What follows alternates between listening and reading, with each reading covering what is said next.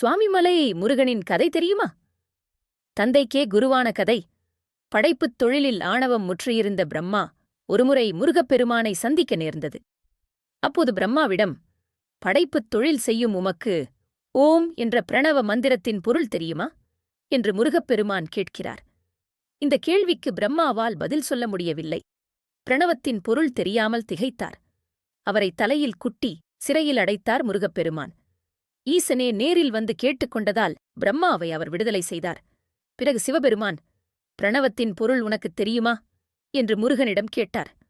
ஓ, நன்றாகத் தெரியுமே என்றார் முருகன். அப்படியானால் அப்பொருளை எனக்குக் கூற இயலுமா என்றார் ஈசன். உரிய முறையில் கேட்டால் சொல்வேன் என்றார் முருகன். அதன்படி சிவபெருமான் இந்த சுவாமிமலை தலத்தில் சிஷ்யன் நிலையில் அமர்ந்து முருகப்பெருமானிடம் பிரணவ உபதேசம் கேட்டார்.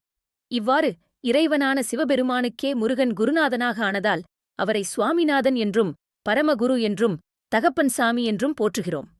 அதனாலேயே இந்த தலமும் சுவாமிமலை என்று பெயர் பெற்றுவிட்டது.